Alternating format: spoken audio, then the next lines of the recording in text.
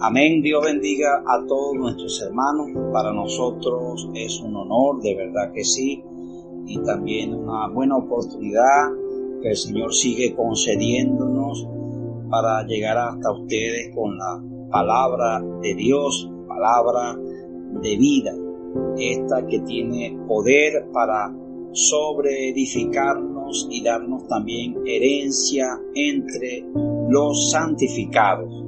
Gracias al Señor, ya estamos en la lección número 19 del libro Fundamentos de la Fe Cristiana, un material perteneciente a nuestra editora Árbol de la Vida. Hoy vamos a revisar el tema El surgimiento de la Iglesia. Es un tema bastante crucial, importante, por esto rogamos a nuestros hermanos su mayor atención, ejercitar el espíritu, estar allí conectados con el Señor, unánimes, para recibir esta palabra que puede fortalecer, de hecho, fundamentos de la fe cristiana, como la misma expresión lo indica, tiene como objetivo darle a nuestra fe, a la opción de creer, fundamentos cada vez más sólidos, ya que en este tiempo y siempre, pero en este tiempo lo estamos necesitando, ya que estamos cerrando los tiempos finales y nuestra fe es objeto de muchos ataques debido al modernismo, al posmodernismo y todas las corrientes que constantemente surgen, incluso que tienden a legalizarse en las constituciones de las naciones, más la regla de nuestra fe y de nuestra conducta es la palabra de Dios. Por esto exhortamos a los hermanos que al disponerse al oír estas lecciones, por favor tengan a la mano la Biblia, la palabra de Dios, también tengan por favor cuaderno y lápiz para que tomen apuntes, ya que al final de la lección vamos a revisar algunas preguntas que nos ayudarán a que parte del contenido de estas lecciones queden como depósito en nuestro corazón, y sirvan como anticuerpo frente al virus de la iniquidad que en este tiempo ha estado intensificándose. Entonces queremos que como meta los hermanos respondan las preguntas sencillas, preguntas, o mejor dicho, las respuestas a estas preguntas están en la misma lección. Entonces nosotros vamos a ir dando algunos detalles para que ustedes ganen cierta luz clave para la respuesta de estas preguntas, y entonces la lección pueda ser más amena, más disfrutable, y ustedes entonces queden con este contenido, con estas verdades constituidas, valga la redundancia, en sus corazones. Amén. Antes entonces de empezar, ¿qué tal si unidos juntos pues damos gracias al Señor y le pedimos a Él su sabiduría, que la gracia del Espíritu Santo nos acompañe? Señor, te damos muchas gracias por esta nueva oportunidad que usted nos concede, especialmente de reunirnos en su nombre. Mire cada sector, cada familia, en cada lugar donde nuestros hermanos están reunidos. Por favor, envía para nosotros bendición y vida eterna. Hazlo, por favor, a través de tu palabra. Tus palabras seguirán siendo espíritu y vida para nosotros. Queremos abrir nuestro corazón para que tú, Señor, como la vida, como el espíritu, te dispenses en tu palabra hacia adentro de nosotros y nuestra fe pueda tener fundamentos más sólidos, más fuertes para enfrentar toda crisis espiritual, toda crisis, Señor, que en este mundo se levanta, que tiene como objetivo herir, afectar nuestra fe, pero en tu palabra confiamos, Señor, que ella tiene el poder para sobreedificarnos y darnos herencia entre todos los que tú has salvado. Gracias, Señor Jesucristo. Amén. El tema entonces de esta lección número 19 es el surgimiento de la iglesia.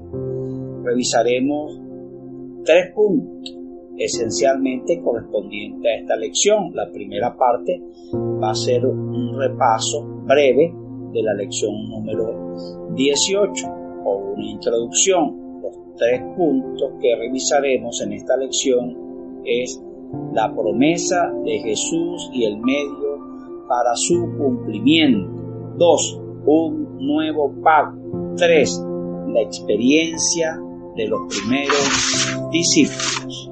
Como vimos, hermanos, en las lecciones anteriores, o en la lección anterior, para ser más específico, la iglesia es el resultado de la obra de Cristo mediante su muerte y resurrección. Por tanto, no había iglesia en el Antiguo Testamento. Antes del Señor Jesucristo, o antes de Cristo, Dios solo tenía un pueblo escogido en esta tierra y no había quien llamara a Dios como Padre. Sin embargo, después de la maravillosa obra de Cristo, Dios pudo engendrar en Cristo a muchos hijos por la regeneración de aquellos que nacieron del Espíritu. Juan capítulo 3, versículo 3 al 6. Es importante saber que la iglesia es algo espiritual y que fue engendrada por la vida de Cristo, que fue dada a cada uno de los que creyeron en Él y llegaron a ser hijos de Dios. En Romanos capítulo 1, versículo 1 al 3, el apóstol Pablo nos muestra que el evangelio que fue prometido por Dios en la Santa Escritura se refiere a su Hijo, y que ese evangelio es el poder de Dios para salvación de todo aquel que cree. Está en el versículo 17. El Señor Jesús tuvo que pasar por el proceso de muerte en la cruz y pagar el precio y comprarnos nuevamente para Dios, y luego en resurrección liberar su vida a los que creyeron en Él y le recibieron, convirtiéndolos en hijos de Dios. Juan capítulo 1, versículo 2, este pasaje muy conocido por todos nosotros, que dice: mas a todos los que le recibieron, a los que creen en su nombre, Dios les dio la potestad de ser hechos hijos de Dios, que no fueron engendrados por voluntad de carne, por voluntad de sangre o por voluntad de varón, sino de Dios. Si nosotros miramos las profecías contenidas en el libro del profeta Isaías, escrita hace más de 700 años antes de Cristo, en el capítulo 53 vemos la descripción con detalle de la muerte del Señor Jesús. Inmediatamente después de tal relato, el texto dice: cuando haya puesto su vida en expiación por el pecado, verá linaje, vivirá por largos días. Versículo 10.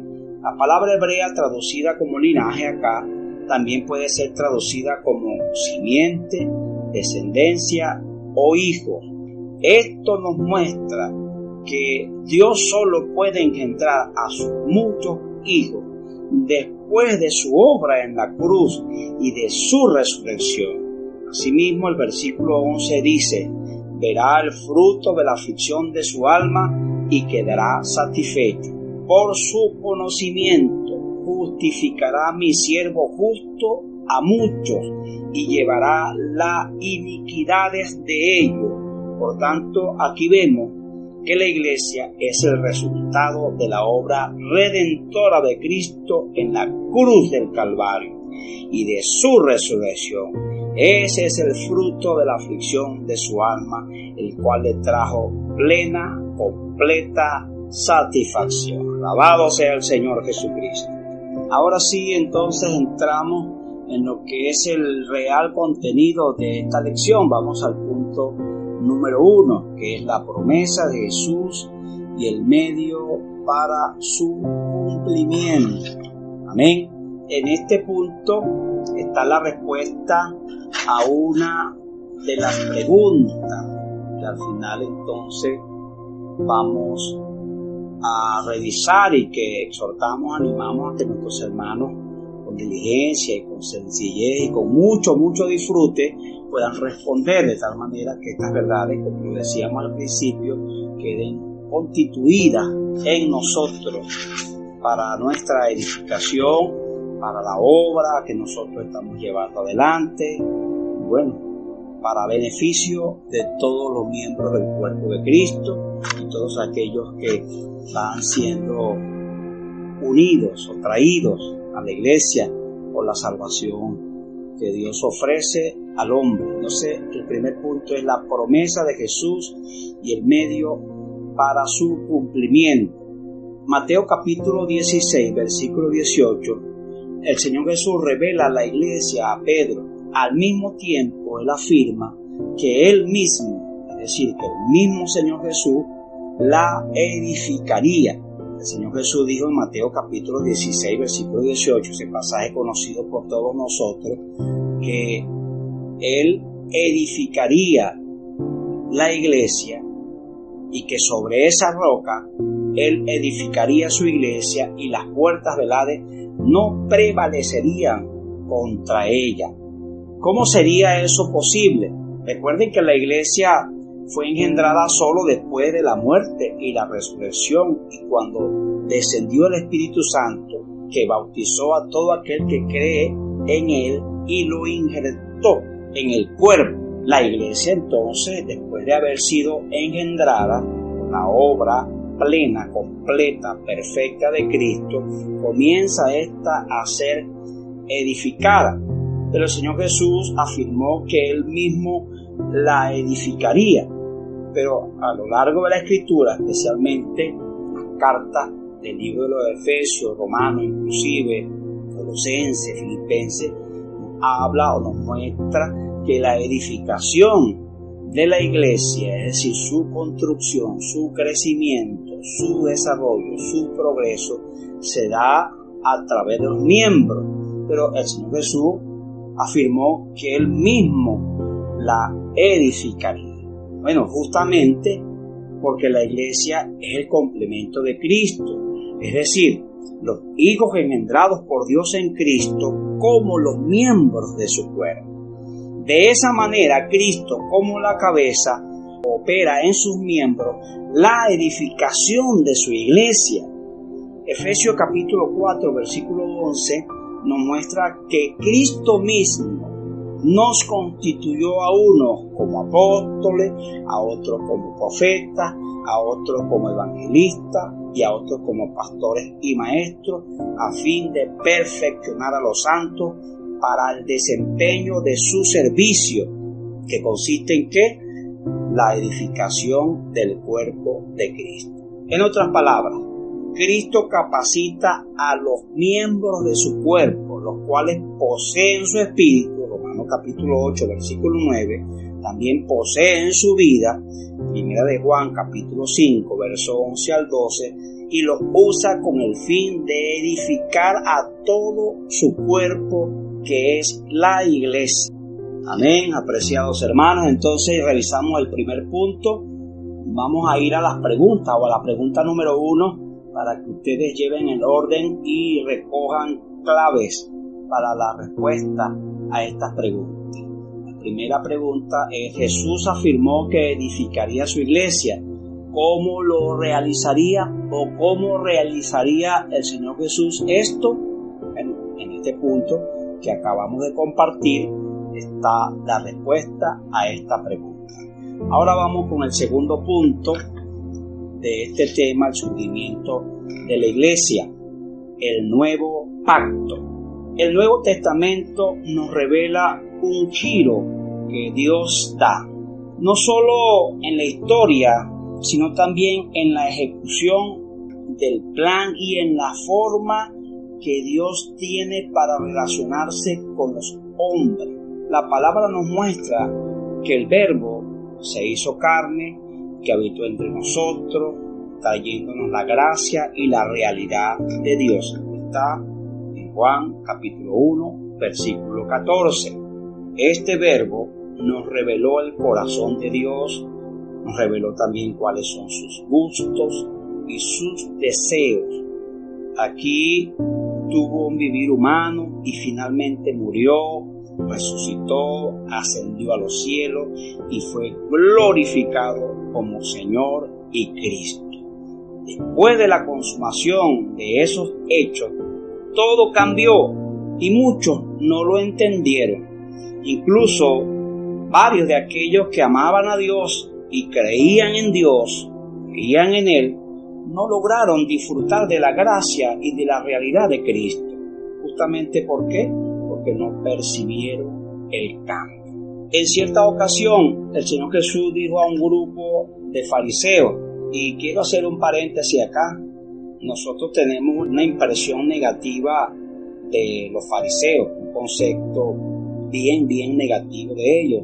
Sin embargo, podemos asegurar, y creo que mirando el ejemplo en Saulo, que también era de esta secta de los fariseos, podemos asegurar que entre este grupo de los fariseos había hombres que amaban a Dios, que creían en Él. De hecho, el Señor Jesús, acá en este pasaje de Juan capítulo 5, versículos 39 y 40, exhorta a los fariseos que ellos escudriñaban, es decir, hace como una especie de un reclamo, que ellos escudriñaban las Escrituras, porque estaban seguros que allí estaba la vida eterna. Pero el Señor añadió diciendo, pero ellas son las que dan testimonio de mí, y no queréis venir a mí para que tengáis vida. El mismo apóstol Pablo, como decíamos, era parte de ese grupo o de la secta de los fariseos, según lo que él revela en el libro de Filipenses, cuando habla de cuál era su pasado. Antes de conocer a Cristo, aunque era un profundo conocedor de las Escrituras del Antiguo Testamento, era un perseguidor de la iglesia. Sin embargo, después de creer, fue bautizado, se convirtió en miembro del cuerpo de Cristo, la iglesia, y su vida cambió. Alabado sea el Señor Jesús. Esto debe llamarnos también la atención, apreciados hermanos, estimados oyentes. Cuando conocemos al Señor Jesús, nuestra vida comienza a tener sentido. A partir de allí, nuestra vida tiene sentido. Antes no tenía tanto sentido, o definitivamente no tenía sentido. Conocer a Cristo ha sido la experiencia más maravillosa de todos los creyentes. Pero hay algo también que debemos apreciar y valorar muchísimo. Si Cristo le dio sentido a nuestra vida, la iglesia cambió nuestra vida. La vida de Pablo cambió, dio un cambio radical al estar entre los hermanos, al dar su servicio, su ministerio, su pasión, su entrega. La vida de Saulo fue transformada. Hoy nosotros podemos testificar que muchas cosas en nosotros han cambiado. Cristo le dio sentido a nuestra vida, pero la iglesia, estar entre los hermanos, estar en esta esfera santa, ha venido haciendo cambios trascendentales, importantes en nuestra vida. Que ellos debemos admitir que ya no somos los mismos. Dios ha venido cambiándonos porque el afecto, el amor, el cuidado y tantas cosas, inclusive aquellas que no son de mucha satisfacción para nosotros, han cooperado, han contribuido para cambiar nuestras vidas. Muchas cosas, tanto internas como exteriores, han cambiado. Quizá usted en el pasado se vestía como consideraba conveniente. Hoy la vida que está en el cuerpo nos restringe en el momento de ataviarnos, de vestirnos, así como así en las hermanas, como nosotros los varones, en nuestra manera de expresarnos, en nuestra manera de vivir. Quizás mientras usted no estaba en la iglesia, aunque tenía a Cristo en su ser interior, lo había reconocido como su Señor y Salvador, usted estaba en su casa de manera ligera, relajada, pues es su casa, es el lugar donde usted vive y tiene todo el derecho de estar como usted quiera, como lo desee. Sin embargo, la iglesia pone límites santos en nuestro vivir y en nuestro andar, Y ya entonces nuestra casa o nuestra conducta, nuestro andar en nuestra casa está limitado por la vida que está en la iglesia, por la vida que está en el cuerpo. Así como la vida de Pablo o de Saulo, Pablo cambió, así también nuestra vida hoy están cambiando. Por eso la esfera que Dios nos ha dado en la iglesia, debemos aprovechar al máximo esta esfera de la relación con nuestros hermanos, la empatía, el cariño, el afecto, el cuidado que debemos tenernos el uno del otro, el apacentamiento, y especialmente en estos momentos tan difíciles donde pues hemos sido, o muchos de nuestros hermanos han sido víctimas de este virus. Ha sido también una buena oportunidad para expresar nuestro amor, nuestro afecto, quién nos ha enfermado y nosotros no nos hemos enfermado, quién ha ido con el Señor y nosotros no nos hemos entristecido, hemos dado consuelo. El Señor realmente tiene cosas maravillosas para nosotros en su cuerpo. Amén. Mira cuán bueno y cuán delicioso es habitar los hermanos juntos en armonía. Dice que allí enviará Dios bendición y vida eterna. Alabado sea el Señor. Entonces, queridos hermanos, estamos en el segundo punto, el nuevo pacto. En este segundo punto del nuevo pacto está la respuesta a la segunda pregunta, que es ¿qué es el nuevo pacto? En la parte que acabamos de compartir relacionado al nuevo pacto está la respuesta a esta segunda pregunta. Entonces, esperamos que hayan recogido allí alguna clave para que puedan responder esta pregunta y esto quede como verdad constituida en sus corazones. Ahora vamos al punto número 3, que es la experiencia de los primeros discípulos. En el capítulo 20 del Evangelio de Juan podemos ver la experiencia que tuvieron los discípulos de Jesús en el día de su resurrección. La Escritura nos muestra que al caer la tarde de aquel día, los discípulos estaban todos encerrados en una casa por miedo o por temor de los judíos. Vino Jesús y se puso en medio de ellos y les dijo: paz a vosotros. Como me envió el Padre, asimismo yo os envío. Y habiendo dicho esto, sopló y les dijo: recibid el Espíritu Santo. Esto está en Juan capítulo 20, versículo 19 al 22. Notemos algo acá, queridos hermanos. Los discípulos ya habían creído en el Señor Jesús y habían aprendido con Jesús.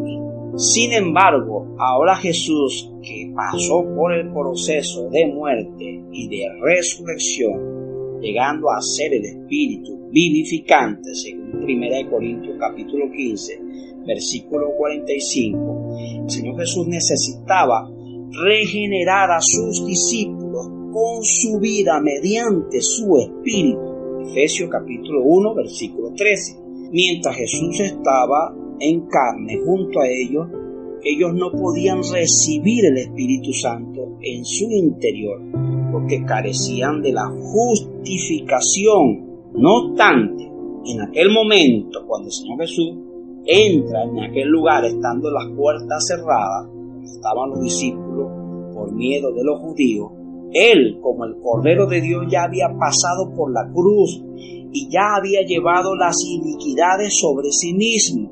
Asimismo, ya había sido resucitado y entronizado como Señor y Cristo.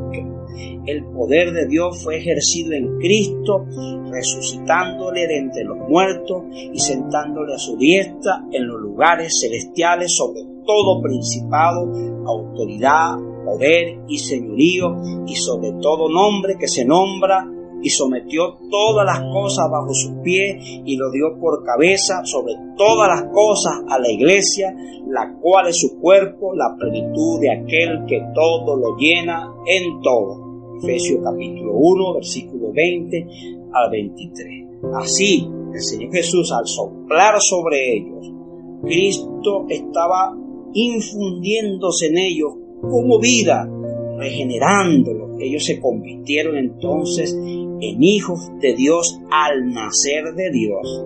Este pasaje también lo leímos hace un momento, Juan capítulo 1, versículo 12 al 13. Hay una pregunta, o mejor dicho, la tercera pregunta quedó también implícita en el segundo punto cuando hablamos del nuevo pacto. Yo creo que es una pregunta sencilla para la mayoría de nosotros. Esta pregunta es: ¿cuál es el error de los fariseos al escudriñar las escrituras? ¿Sí, hermano? ¿Pueden verlo? ¿Sí tienen ya entonces la respuesta capturada a esta tercera pregunta? ¿Cuál es el error de los fariseos al escudriñar las escrituras? Amén, amados. Vamos a continuar entonces con el próximo punto. Sí, la primera gran expansión de la iglesia en Jerusalén. En esta parte que vamos a compartir también van a estar las respuestas de las siguientes preguntas. Quedan 3 preguntas, 4, 5 y 6. Presten atención, queridos hermanos. El Señor Jesús, después de la resurrección, continuó manifestándose a sus discípulos durante 40 días. Hechos capítulo 1, versículo 3, dice que el Señor Jesús, después de haber resucitado, se manifestó a ellos por un periodo de 40 días. Muchas pruebas indubitables. Esto lo hizo antes de ascender a los cielos. Mateo nos revela las últimas palabras del Señor Jesús a los discípulos, comisionándolos para que su propósito se cumpliera. Por tanto, id y haced discípulos a todas las naciones, bautizándoles en el nombre del Padre, y del Hijo, y del Espíritu Santo, enseñándoles que guarden todas las cosas que os he mandado, y aquí yo estoy con vosotros todos los días hasta el fin del mundo. Estas fueron prácticamente las últimas palabras del Señor Jesús dichas a sus discípulos. Quedaron registradas en Mateo capítulo 28, versículos 19 y 20. Luego de recibir tal comisión, por instrucciones del Señor Jesús, Hechos capítulo 1, versículo 4, ellos permanecerían en Jerusalén esperando la promesa del Padre, que recibirían poder al descender sobre ellos el Espíritu Santo para ser testigos de Jesús en Jerusalén, en toda Judea, en Samaria y hasta lo último de la tierra. Esto está en Hechos capítulo 1, versículo 8. Eso sucedió el día en que los judíos celebraban la fiesta de Pentecostés. Estaban todos reunidos, todos fueron llenos del Espíritu Santo, el cual los revistió de autoridad y poder para predicar el Evangelio. Allí comenzó la iglesia en Jerusalén. Para llegar entonces a ser hijo de Dios basta con creer y recibir al Señor. En ese momento somos justificados, reconciliados con Dios y regenerados por su Espíritu. Pese a ello, para cumplir la incumbencia de Cristo para su obra, necesitamos volvernos al Espíritu, estar llenos del Espíritu para ser capacitados y revestidos de poder. Así como sucedió con los primeros discípulos, ocurrirá también con nosotros. Dios le dio a la iglesia la incumbencia de predicar el Evangelio con miras a la expansión de su reino. Sin embargo, no recibimos simplemente una autorización de Jesús para actuar en su nombre. Antes bien, Él dijo que estaría con nosotros todos los días. Él es nuestro Emmanuel, Dios con nosotros. En esta porción queremos añadir algo más, queridos hermanos, para los creyentes que estaban reunidos en Jerusalén. De verdad que esos fueron días supuestos de mucha alegría, de mucho gozo.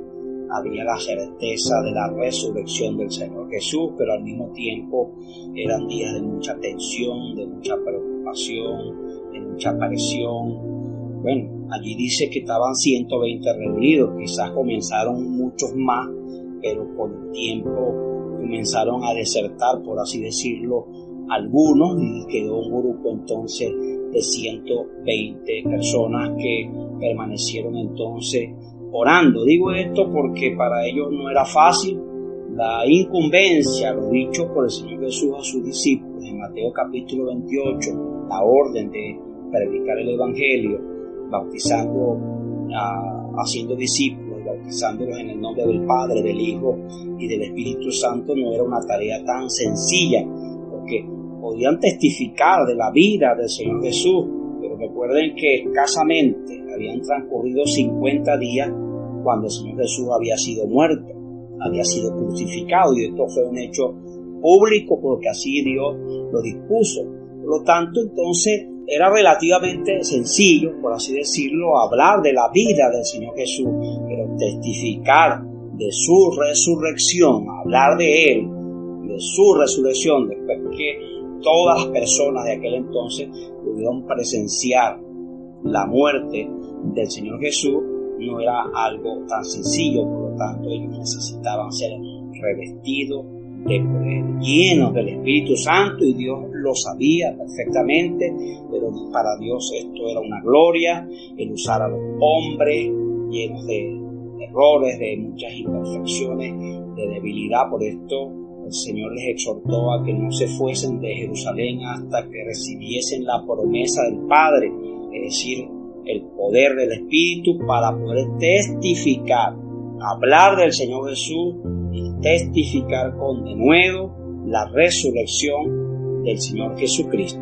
La resurrección del Señor Jesús es un hecho importante dentro del plan de Dios, porque podemos hablar de su muerte, pero la resurrección es la respuesta, es la confirmación que el Señor Jesús pasó por la muerte y que su obra redentora fue aprobada por Dios. Por eso la Biblia asegura que Dios lo levantó de entre los muertos, suelto los dolores de la muerte, y se estableció como Señor y Cristo. A través de la resurrección es posible entonces la justificación, la impartición de la vida divina. Más adelante los hermanos se enfrentaron con ataques contra la resurrección. En 1 Corintios capítulo 15, el apóstol Pablo defiende la resurrección al hablar de ella como un hecho irrefutable, de que Cristo había resucitado, y si Cristo resucitó, también los muertos en Cristo resucitarán. Alabado sea el Señor. Y que si Cristo no resucitó, como dicen algunos, o como decían algunos en aquel momento, entonces aún nosotros estábamos en nuestros pecados, porque estamos predicando que Cristo resucitó cuando no resucitó, según la versión de algunos. Por cuanto Cristo resucitó, primicia de los que durmieron es hecho. Por lo tanto, si Cristo no resucitó, dice un pasaje en 1 Corintios capítulo 15, nosotros los hombres o los creyentes terminamos siendo los más dignos de lástima entre todos los hombres. Pero Cristo resucitó de los muertos, primicia de los que durmieron es hecho. Pero para testificar entonces de la resurrección del Señor Jesús necesitamos ser llenos del Espíritu. Por esto Él solo no nos autorizó para actuar en su nombre, antes bien Él aseguró que estaría con nosotros todos los días. Cuando nosotros testificamos, cuando anunciamos el Evangelio, Él está con nosotros, Él es nuestro Emmanuel. Amén, alabado sea el Señor. Así es, mis queridos hermanos, no solo salimos en el nombre de Jesús, sino que también salimos con Jesús. Allí en esta porción que acabamos de compartir está la respuesta a la pregunta número 4, que al final de la lección le haremos un repaso o la leeremos. La respuesta a la pregunta número 4 es: ¿cuál es la gran incumbencia que Dios le dio a la iglesia y cómo usted? La pregunta de reflexión que está allí unida a esta pregunta: ¿cómo usted ha desempeñado esa incumbencia? Amén. Esperamos que hayan también en esta porción recogido la clave para esta respuesta de la pregunta número 4. Esta gran incumbencia le compete al hombre. Al hombre le compete anunciar, hablar, predicar y exponer el Evangelio, y al Espíritu convencer al hombre ¿de qué? De pecado, de justicia y de juicio, proporcionándole la salvación. Querido oyente, preste atención a esta expresión. Dios no predica el Evangelio y el hombre no salva. Así que para el avance y la propagación del Evangelio, Cristo, como la cabeza, cuenta con la ayuda y funcionamiento de los miembros de su cuerpo, los cuales deben estar llenos del Espíritu Santo, para que haya ese vínculo capacitador. De esa manera fue que Pedro, osadamente lleno de poder del Espíritu Santo, se puso en pie y predicó el Evangelio a todos los que estaban presentes. Luego, al oír el corazón de ellos, dice que se conmovió, se sensibilizó y preguntaron a Pedro: hermanos, ¿qué haremos? Pedro les dijo: arrepentíos y bautícese cada uno de vosotros en el nombre de Jesucristo para perdón de los pecados y recibirán el don del Espíritu Santo. Alabado sea el Señor. En aquel momento hubo un aumento de la iglesia en Jerusalén de casi 3,000 personas. Esto está registrado en el libro de los Hechos, capítulo 2, versículo 37 al 41. Ese fue el comienzo de la iglesia en Jerusalén. Ese también es el ciclo de la vida que ha venido ocurriendo desde entonces, y en ese ciclo entramos nosotros. Y faltan muchos por entrar, muchos de nuestros familiares. Recuerde que para nosotros es la promesa, y no solamente para nosotros, sino para nuestros hijos, para nuestra familia, para los que están cerca, para los que están lejos. A veces pensamos que un miembro de nuestra familia está muy lejos de alcanzar la salvación por su vivir, por su conducta, pero para ellos también es la promesa, para los que están cerca, para los que simpatizan o para los que reciben la palabra, y también para los que se resisten a ellos. Para ellos también es esta promesa de salvación. Los discípulos de Jesús predican el Evangelio. El pecador cree en Jesucristo, invoca su nombre y le recibe como su Señor, y es bautizado y se convierte en un miembro del cuerpo de Cristo. Después entra en esa esfera maravillosa de la vida de la iglesia, donde es enseñado y llega a ser un discípulo también para la edificación y el crecimiento de la vida, hasta el punto, esa es la meta, de convertirse en alguien capaz de multiplicarse por medio de la predicación del Evangelio. ¿No es esto maravilloso? Esto es maravilloso. Agradecemos al Señor por esta maravillosa porción, esta lección. Amén. La pregunta número 5. En lo que acabamos de compartir está implícita la respuesta a esta pregunta número 5. ¿Cuál fue la respuesta de Pedro cuando los judíos le preguntaron lo que debían hacer para ser salvos? Porción que acabamos de compartir. Y la respuesta a la pregunta número 6 también está implícita en lo que acabamos de compartir. Hable sobre la siguiente afirmación: Dios no predica el Evangelio y el hombre no salva. Esperamos haberles sido útiles, hermanos. Insistimos en que se concentren en responder las preguntas, porque esto de alguna manera garantizará de que estas verdades, estas lecciones quedarán en su depósito. Repetimos las preguntas, por si alguno no pudo copiarlas en el momento. La primera es: Jesús afirmó que edificaría su iglesia. ¿Cómo realizaría esto? Pregunta número 2: ¿qué es el nuevo pacto? Pregunta número 3: ¿cuál era el error de los fariseos al escudriñar las Escrituras? Pregunta número 4: ¿cuál es la gran incumbencia que Dios le dio a la iglesia y cómo usted ha desempeñado esa incumbencia? Pregunta número 5: ¿cuál fue la respuesta de Pedro cuando los judíos le preguntaron lo que debían hacer para ser salvos? Pregunta número 6: hable sobre la siguiente afirmación: Dios no predica el Evangelio y el hombre no salva. Que Dios les bendiga, queridos hermanos. Jesucristo es el